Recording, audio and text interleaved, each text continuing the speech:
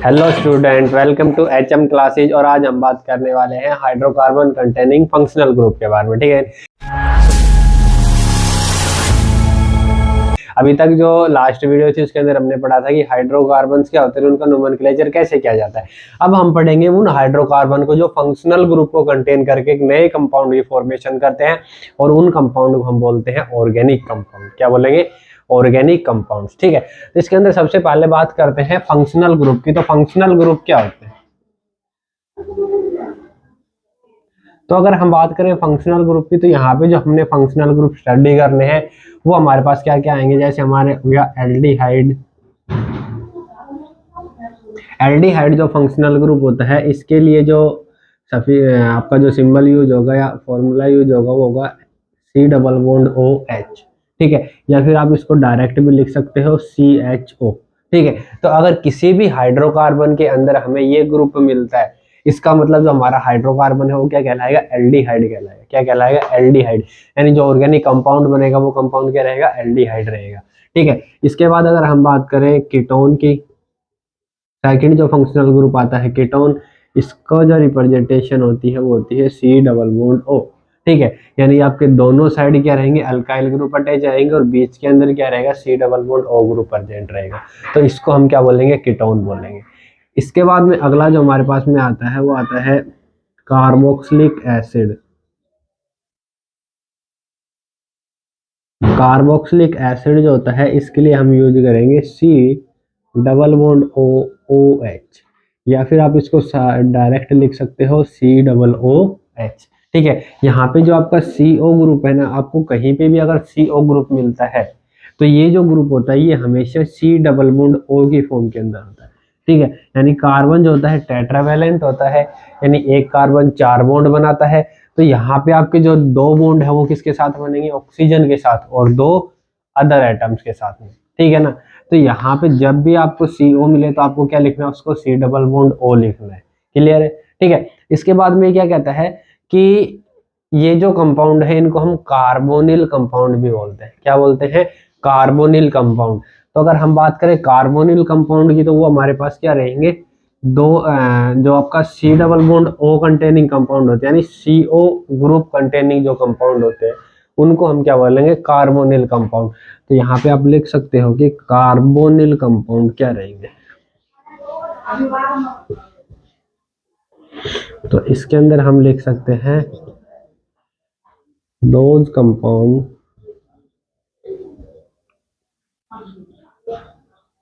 which contains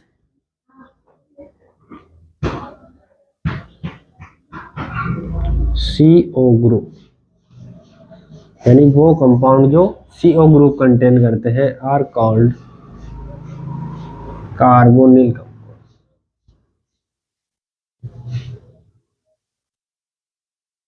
उनको क्या बोलेंगे? कार्बोनिल कंपाउंड बोलेंगे। और जो आपका CO ग्रुप होता है ये क्या होता है? कार्बोनिल ग्रुप होता है। क्या रहेगा? Carbonyl group. समझ में आ गया? ठीक है, तो ये आपका वो जो CO ग्रुप जिस भी कंपाउंड के अंदर आएगा, देखो इन तीनों के अंदर CO ग्रुप आता है। ठीक है, तो इनको तीनों को हम क्या बोलेंगे? कार्बोनिल कंपाउंड बोलेंगे। ठीक है ना, इसके बाद में अगला जो फंक्शनल ग्रुप आता है आपका वो आता है एल्कोहल। एल्कोहल जो होता है उसको रिप्रेजेंट किया जाता है OH के अंदर। ठीक है, यानी जो भी आपका R ग्रुप रहेगा, एल्काइल ग्रुप रहेगा, उसके साथ में हम OH लगाएंगे तो हमारा क्या बनेगा? एल्कोहल बनेगा। ठीक है, एल्काइल ग्रुप का मैंने पहले भी बताया था कि इसको R से डिनोट किया जाता है। एल्काइल जो होता है वो क्या होता है? एल्काइल ग्रुप, इसको R से डिनोट किया जाता है। और जब हम किसी भी एल्केन के अंदर से, कोई भी एल्केन है, इस एल्केन से एक हाइड्रोजन जब आप रिमूव कर देते हो तो यहाँ से जो आपका ग्रुप बनता है वो क्या बनता है? एल्काइल ग्रुप बनता है। क्या बनेगा? एल्काइल ग्रुप बनेगा। कैसे? देखते हैं कि एल्केन के अंदर हमारे पास होता है CH4 जिसको हम बोलते हैं मीथेन। क्या बोलेंगे? मीथेन। ठीक है, और इस मीथेन में से अगर मान लो हमने एक हाइड्रोजन को लेस कर दिया तो यहाँ पे हमारे पास क्या बचेगा? CH3।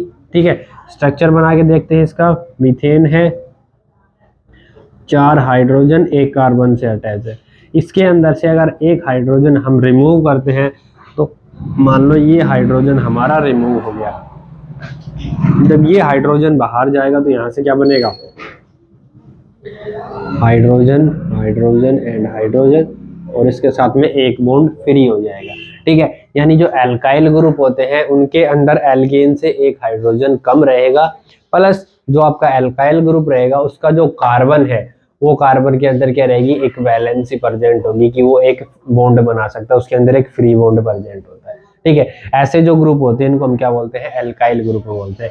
जैसे कि और एग्जांपल लेते हैं, हमने लिया CH3 CH3। ठीक है, ये जो ग्रुप है इसको हम बोलते हैं इथेन, क्योंकि दो कार्बन है, दो कार्बन के लिए हम हमेशा इथ यूज करते हैं, और दोनों के बीच में सिंगल बॉन्ड है तो क्या लगाएंगे, एन लगाएंगे, तो ये बन गया इथेन। इथेन में से जब हमने एक हाइड्रोजन को रिमूव कर दिया तो हमारे पास क्या बचेगा, CH3 CH2 और एक सिंगल बॉन्ड। ठीक है ना, CH3 CH2 और एक सिंगल बॉन्ड। इसका स्ट्रक्चर बनाए तो हमारे पास क्या आएगा, हाइड्रोजन, हाइड्रोजन एंड हाइड्रोजन, फिर कार्बन और उसके साथ में हाइड्रोजन। ठीक है, यहां से जब आप एक हाइड्रोजन को रिमूव करोगे तो मान लो ये हाइड्रोजन बाहर निकल गया, यानी ये हाइड्रोजन बाहर निकलेगा। जब ये हाइड्रोजन बाहर जाएगा तो हमारे पास क्या बचेगा, CH3 CH2 और एक सिंगल बॉन्ड। ठीक है, यानी यहाँ पे फ्री बॉन्ड अराइज हो गया, और ये फ्री बॉन्ड किसी भी एल्केन चेन के अंदर जाके ऐड हो जाएगा। ठीक है, तो इस ग्रुप को हम क्या बोलते हैं, एल्काइल ग्रुप। क्या बोलेंगे, एल्काइल ग्रुप। और जो आपका एल्काइल ग्रुप होता है, ठीक है, उसके साथ में अगर कोई भी इनमें से कोई भी ग्रुप प्रेजेंट है तो उसको हम क्या बोल देंगे, ऑर्गेनिक कंपाउंड। ठीक है ना, ऑर्गेनिक कंपाउंड का मतलब कि वो कंपाउंड जो फंक्शनल ग्रुप कंटेन कर रहा है। फिर अल्काइल ग्रुप तो क्या रहेगा, हाइड्रोकार्बन रहेगा, क्योंकि इसमें सिर्फ हाइड्रोजन और कार्बन प्रेजेंट रहेगा। लेकिन इसके साथ अगर कोई दूसरा ग्रुप ऐड है इनमें से तो वो क्या बन जाएगा, हाइड्रोकार्बन कंटेनिंग फंक्शनल ग्रुप। ठीक है, जिनको अलग अलग फंक्शनल ग्रुप के अकॉर्डिंग अलग अलग नेमिंग की जाती है। ठीक है, जैसे एल्डिहाइड के लिए इसको लिखा जाएगा, अगर CHO प्रेजेंट है तो लिखा जाएगा एल्डिहाइड, अगर C double bond O present है तो लिखा जाएगा कीटोन, कार्बोक्सिलिक एसिड प्रेजेंट है तो लिखा जाएगा, सॉरी COOH ग्रुप प्रेजेंट है तो लिखा जाएगा कार्बोक्सिलिक एसिड। ठीक है, और अल्कोहल के लिए क्या यूज करेंगे, OH। ठीक है, ऐसे ही एक और भी होता है आपके पास में हैलोजन। हैलोजन जो होते हैं, हैलोजन कौन से आएंगे, जिनके अंदर क्लोरीन, फ्लोरीन, ब्रोमीन और आयोडीन प्रेजेंट होता है। जिस भी हाइड्रोकार्बन के अंदर आपको क्लोरीन, फ्लोरीन, ब्रोमीन और आयोडीन मिले वो आपके क्या कहलाएंगे, हैलोजन कहलाएंगे। क्या कहलाएंगे, हैलोजन। ठीक है, अब ये जो फंक्शनल ग्रुप है इन सभी का अलग अलग प्रीफिक्स यूज किया जाता है। सभी फंक्शनल ग्रुप के अलग अलग प्रीफिक्स यूज करेंगे और उन्हीं सफिक्स यूज करेंगे, और उन्हीं सफिक्स के अकॉर्डिंग हम इनका नोमेनक्लेचर करेंगे। ठीक है, तो इसके बाद में हम स्टडी करेंगे डिफरेंट डिफरेंट फंक्शनल ग्रुप को डिफरेंट डिफरेंट तरीके से। ठीक है ना। हाँ तो बच्चों, अगला जो हमारा आता है, सबसे पहला फंक्शनल ग्रुप वो आता है कार्बोक्सिलिक एसिड। ठीक है, कार्बोक्सिलिक एसिड के अंदर स्टडी करें तो सबसे पहले कार्बोक्सिलिक एसिड का अगर हम फॉर्मूला देखें तो फॉर्मूला क्या आएगा, इसका जो फॉर्मूला होता है वो होता है COOH और C डबल बॉन्ड O और O है। ठीक है, सभी को ये ध्यान रखना है कि अगर C डबल बॉन्ड O के साथ में OH आ रहा है तो इसको अल्कोहल या कीटोन नहीं लेना है। ठीक है, क्योंकि कीटोन जो होता है उसके दोनों साइड में क्या मिलेंगे आपको, एल्काइल ग्रुप मिलेंगे, यानी R ग्रुप मिलेगा। ठीक है, और जो आपका अल्कोहल होता है उसके वो हमेशा R ग्रुप के लास्ट में प्रेजेंट होगा, या भी किसी भी कार्बन के लास्ट में, मतलब चेन के बीच के अंदर भी प्रेजेंट हो सकता है, लेकिन वो C डबल बॉन्ड O से पहले नहीं आएगा। समझ में आ गया। ठीक है, तो ये सभी को ध्यान रखना, अगर ऐसा कभी भी मिलता है तो आप उसको क्या क्या रेफर करेंगे, कार्बोक्सिलिक एसिड। ठीक है, तो या तो आपको C डबल OH मिलेगा या फिर C डबल बॉन्ड OH। ठीक है ना। इसके बाद एक जो रूल है इनका वो स्टडी करते हैं। सबसे पहले आपको क्या करना है, select the longest chain containing functional group।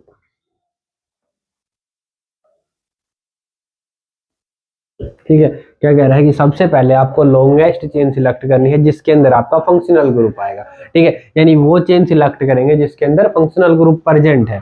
उसके बाद एक हमारा आता है preference order.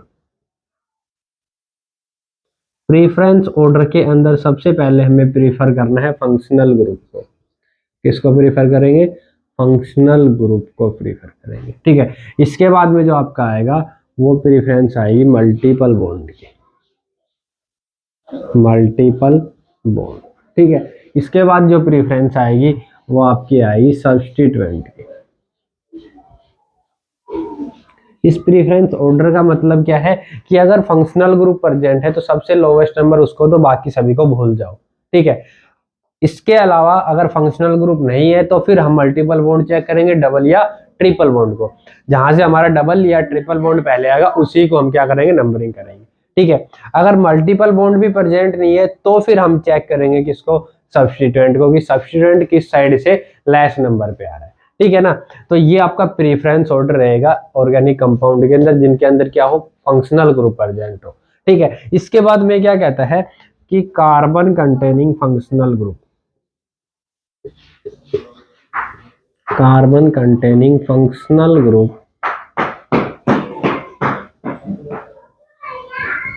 are always numbered first, कि जितने भी आपके कार्बन कंटेनिंग फंक्शनल ग्रुप है, जो भी हमने कार्बन यानी ऐसा फंक्शनल ग्रुप जिसके अंदर क्या प्रेजेंट है? कार्बन प्रेजेंट है, उस फंक्शनल ग्रुप को हमेशा पहला नंबर देना है, चाहे वो चेन के अंदर कहीं पे भी प्रेजेंट हो, ठीक है। यानी चाहे आपकी सब्स्टिट्यूएंट में मतलब ब्रांच के अंदर प्रेजेंट हो या एंड के अंदर प्रेजेंट हो, जहां पे भी प्रेजेंट है उस फंक्शनल ग्रुप को आप क्या दोगे? फर्स्ट नंबर दोगे जिसके अंदर क्या है? कार्बन है, एक्सेप्ट कीटोन, सिर्फ कीटोन को छोड़ के, ठीक है, क्योंकि कीटोन कभी भी पहले नंबर पे नहीं आएगा। इसकी जो मिनिमम पोजीशन होती है वो सेकंड पोजीशन होती है। जब भी कीटोन को हम पढ़ते हैं तो हमेशा मिनिमम पोजीशन कौन सी आएगी? सेकंड आएगी, ठीक है ना। आगे समझ में। तो यहाँ पे ये कुछ रूल्स हैं, जो भी रूल हमने पढ़े हैं उनके अलावा ये रूल्स हैं जो हमने ध्यान में रखने, ठीक है। इसके बाद बात करते हैं हमारे कार्बोक्सिलिक एसिड के ऊपर। तो इसका जो फॉर्मूला लिखा हमने COOH लिखा। इसके बाद में अगर हम बात करें इसके अंदर सफिक्स की, यानी कार्बोक्सिलिक एसिड का जब भी नोमेनक्लेचर करेंगे तो उसके लिए जो सफिक्स यूज होगा वो हमेशा हमें क्या लगाना है? Oic acid. क्या लगाएंगे? Oic acid. यानी जब भी आपको कार्बोक्सिलिक एसिड मिले तो लास्ट में आपका जो हमने फॉर्मूला लिखवाया था उसके अंदर जो फंक्शनल ग्रुप का जो उस फंक्शनल ग्रुप की जगह जो सफिक्स लगेगा वो क्या लगेगा? ओइक एसिड लगेगा, ठीक है। और अगर बात करें इसके IUPAC नेम की, तो IUPAC नेम क्या आएगा इसका? तो यहाँ पे इसका IUPAC नेम जो होगा वो क्या रहेगा? हमारा एल्केन होता है, एल्केन का ई हम रिमूव कर देंगे और उसके साथ में क्या लगा देंगे? ओइक एसिड लगा देंगे, क्योंकि लास्ट वीडियो में बताया था अगर AEIOU और Y एक साथ में आ रहे हैं तो इनसे पहले वाला जो रहेगा, ये दोनों इनमें से कोई भी अगर दो एक साथ आ रहे हैं तो जो पहले आ रहा है उसको आप स्किप कर दोगे और अगले वालों को लिखोगे, ठीक है। तो यहाँ पे E और O एक साथ आएगा तो हम E को स्किप कर देंगे, यानी E को हटा देंगे और उसके पीछे क्या लगा देंगे? Oic acid. क्या लगाएंगे? Oic acid. तो यहाँ से जो आपका नाम बनेगा वो क्या बनेगा? एल्केनोइक और एसिड। यहाँ पे जब भी आप एल्केनोइक एसिड लिखोगे तो आपका जो एल्केनोइक और एसिड है उनके बीच में क्या आएगा? स्पेस आएगा, ठीक है। अदरवाइज जो IUPAC नेम लिखते हैं उनको कंप्लीट वन वर्ड के अंदर लिखा जाता है, उनमें कोई भी स्पेस नहीं आता, ठीक है ना। तो इसके बाद अगर हम बात करें, सफिक्स हो गया, IUPAC नेम हो गया। अब एक बार वो फॉर्मूला है उसको दोबारा से स्टडी कर लेते हैं ताकि वो भी ध्यान में रह जाए। वो जो फॉर्मूला आता है वो हमारे पास सबसे पहले आता है उसके अंदर सेकेंडरी प्रीफिक्स, सबसे पहले आएगा सेकेंडरी प्रीफिक्स, उसके बाद में आएगा प्राइमरी प्रीफिक्स, प्राइमरी प्रीफिक्स, उसके बाद में आता है वर्ड रूट, उसके बाद में आता है आपका प्राइमरी सफिक्स। यहां तक का जो फॉर्मूले का यूज था वो आप लोग कर चुके हो। इसके बाद में जो हमारे पास आता है वो आता है सेकेंडरी सफिक्स, क्या आएगा, सेकेंडरी सफिक्स। ठीक है, अब हमने इस चीज का भी यूज करना है, इस सेकेंडरी सफिक्स का यूज करना है। और ये जो सेकेंडरी सफिक्स है यही सफिक्स है जो हमने यहाँ पे लिखा है ओइक एसिड। समझ में आ गया। तो अलग अलग फंक्शनल ग्रुप के लिए अलग अलग सेकेंडरी सफिक्स लगेगा।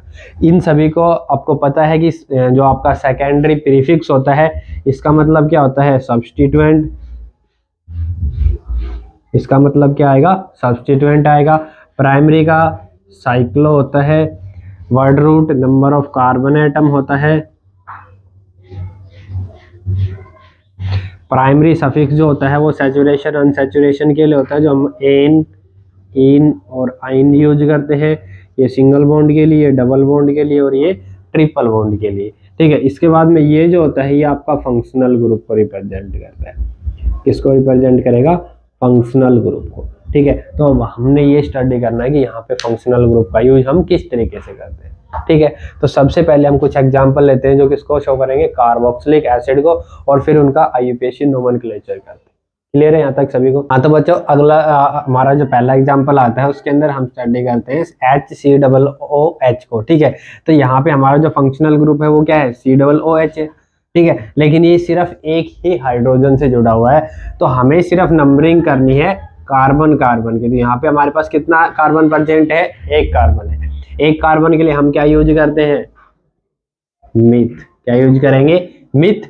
और उसके बाद में यहाँ पे देखो कार्बन है, सिंगल बॉन्ड आएगा क्योंकि सिंगल कार्बन है, तो उसके लिए सिंगल बॉन्ड आएगा, तो क्या लगाएंगे, एन। अब एन में बताया था कि ई को रिमूव करेंगे, तो इधर से ई को रिमूव करो और इसके आगे लिख देंगे क्या, ओइक एसिड। क्या लिख देंगे, ओइक एसिड। ठीक है, तो ये आपके कंपाउंड का नाम हो जाएगा मिथेनोइक एसिड। समझ में आया। अगले पे चलते हैं, तो इसके अंदर हमारे पास 1 और 2, क्योंकि हमने बताया था जो कार्बन कंटेनिंग फंक्शनल ग्रुप होते हैं उनको हमेशा पहला नंबर दिया जाता है, तो इसको फर्स्ट नंबर देंगे। इससे अगले वाला कार्बन सेकंड कार्बन रहेगा। तो टोटल नंबर ऑफ कार्बन कितने हो गए, देखो यहाँ पे कोई सब्स्टिट्यूएंट नहीं है, तो टोटल नंबर ऑफ कार्बन कितने हो गए हमारे पास, दो कार्बन के लिए हम क्या यूज करते हैं, ईथ। क्या यूज करेंगे, ईथ। तो नाम आएगा क्या आएगा, इथेनोइक एसिड। अगला जो हमारे पास का कंपाउंड आता है इसके अंदर हमारे पास में देखो 1, 2 और 3 कार्बन प्रेजेंट है। ठीक है, 3 कार्बन के लिए हम क्या यूज करते हैं, प्रोप। तो 3 कार्बन के लिए क्या हो गया, प्रोप। और उसके बाद में तीनों के बीच में सिंगल बॉन्ड है, तो क्या लगाएंगे, एन। एन का ई हट जाएगा और COOH के लिए क्या यूज होगा, ओइक एसिड।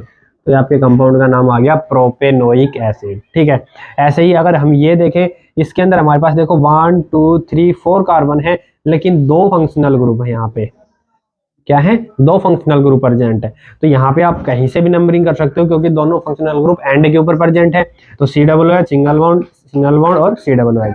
तो मान लो हमने इसको फर्स्ट नंबर दे दिया, इसको सेकंड, ये थर्ड और ये फोर्थ हो गया। ठीक है, तो टोटल नंबर ऑफ कार्बन कितने हो गए, 4 कार्बन के लिए हम क्या यूज करते हैं, ब्यूट। क्या यूज करेंगे, ब्यूट। उसके बाद 4 के 4 कार्बन में क्या है, सिंगल बॉन्ड है, तो उसके लिए लगाएंगे एन। ठीक है, एन का ई हटेगा या नहीं हटेगा वो अब देखते हैं। यहाँ पे एन लिखा हमने।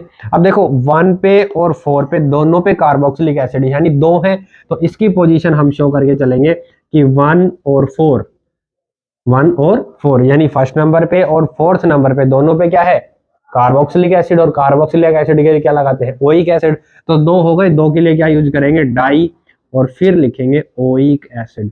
तो इस ऐसे कंपाउंड का हमेशा ध्यान रखना है कि यहाँ पे हमारे पास में एक से ज्यादा कार्बोक्सिलिक एसिड आ रहा है, एक से ज्यादा COOH ग्रुप आ रहा है, तो वहां पे आप उनकी नंबर भी लिखोगे कि कितने कितने नंबर पे है। और अगर 2 है तो उसके लिए क्या यूज करेंगे, डाई। 3 के लिए ट्राई, 4 के लिए टेट्रा और 5 के लिए पेंटा।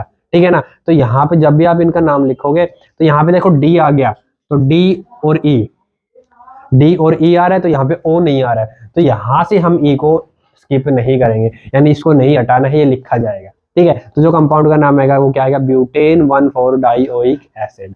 ठीक है, आगे समझ में। इसके बाद अगले कंपाउंड पे चले, तो कार्बोक्सिलिक एसिड हमारा इस साइड में प्रेजेंट है, तो ये फर्स्ट कार्बन, ये सेकंड, ये थर्ड, ये फोर्थ और ये फिफ्थ कार्बन।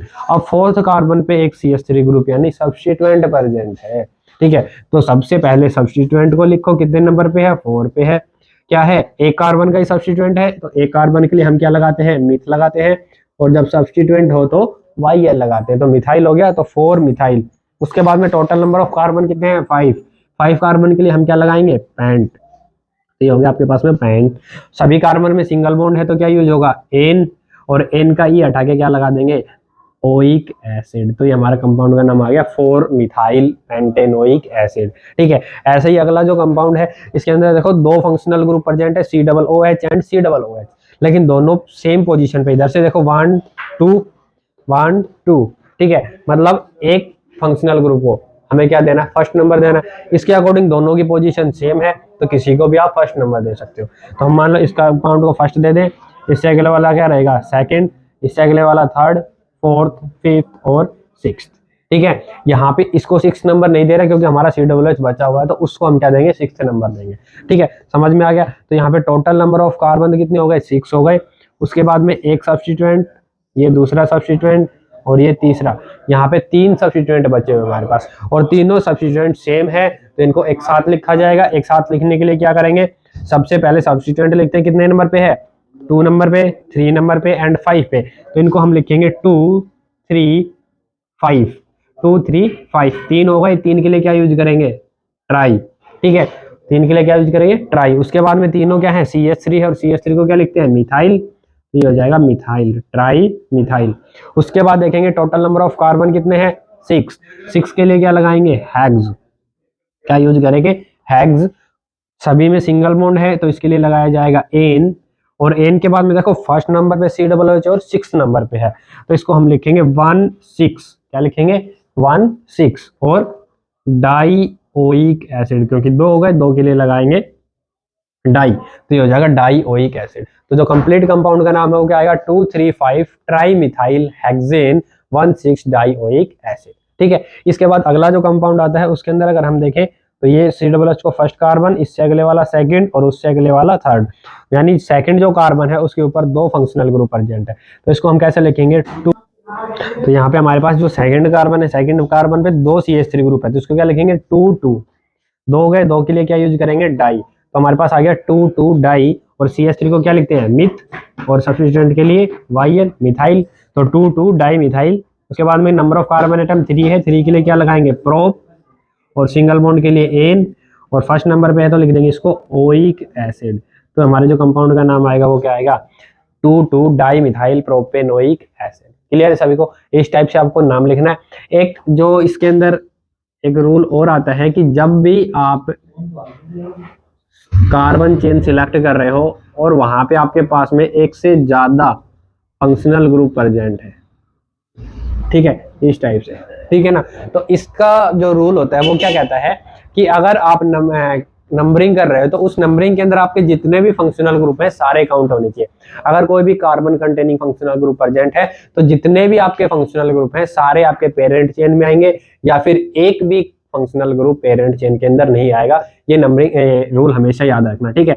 तो इस टाइप का जब भी कंपाउंड आता है हमारे पास में तो इसके अंदर अगर हम देखें तो देखो 1 2 3 4 5 और 6 कार्बन की चेन बन गई जिसके अंदर 2 फंक्शनल ग्रुप तो काउंट हो गए, लेकिन ये जो 2 फंक्शनल ग्रुप है ये इसके अंदर काउंट नहीं हो रहे हैं, ठीक है। तो ये जो हमारे फंक्शनल ग्रुप रहेंगे ना इनको भी या तो चेन के अंदर आएंगे, यानी टोटल हमारे पास 4 नंबर ऑफ फंक्शनल ग्रुप है तो या तो 4 के 4 कार्बन चेन के अंदर आए या फिर एक भी नहीं आए, तो इसकी जो नंबरिंग रहेगी वो ये नहीं आएगी। इसकी जो नंबरिंग आएगी वो क्या आएगी 1 2 3 4, क्या आएगा 1 2 3 4। तो जब भी आप इसका नाम लिखोगे तो यहाँ पे जो आपकी पेरेंट चेन रहेगी वो सिर्फ कार्बन कार्बन आएंगे, ये इसके अंदर नहीं आएंगे। समझ में आ गया। और जब ये हम पेरेंट चेन के अंदर नहीं ले रहे हैं तो इनको हम बिहेव करेंगे एज ए सब्स्टिट्यूएंट, ठीक है। तो इनका जब भी आप नाम लिखोगे तो इनका जो नाम आएगा वो क्या आएगा, सबसे पहले क्या है 4 कार्बन है, 4 कार्बन के लिए क्या लिखेंगे ब्यूट, सभी में सिंगल बॉन्ड है तो एन। उसके बाद में 1 2 3 4, 1 2 3 4 हो गया। उसके बाद में कितने हो गए 4, 4 के लिए क्या लगाएंगे टेट्रा, क्या यूज करेंगे टेट्रा। और उसके बाद में इन चारों को क्या लिखा जाएगा कार्बोक्सिलिक एसिड, क्या लिखा जाएगा कार्बोक्सिलिक एसिड, ठीक है। या तो आप इनको कार्बोक्सिलिक एसिड लिखेंगे या फिर टेट्रा के बाद में क्या लिख देंगे इनको ओइक एसिड। समझ में आ गया, ठीक है। ज्यादा प्रीफर किया जाता है कार्बोक्सिलिक एसिड को। तो जब भी आपको इस टाइप का कंपाउंड मिले जिसके अंदर सारे के सारे फंक्शनल ग्रुप पेरेंट चेन में नहीं आ रहे, तो वहां पे आप एक भी फंक्शनल ग्रुप को पेरेंट चेन में काउंट नहीं करोगे, सिर्फ जो नंबर ऑफ कार्बन आइटम है वही क्या आएंगे, पेरेंट चेन के अंदर आएंगे। ठीक है, तो इस टाइप से आप किसी भी ऑर्गेनिक कंपाउंड जो COOH ग्रुप कंटेन करता है उसका नोमेनक्लेचर कर सकते हैं। ठीक है, तो ये थी आज की हमारी वीडियो कैसी लगी लाइक करें, शेयर करें एंड कमेंट करें। Thank you for watching this video.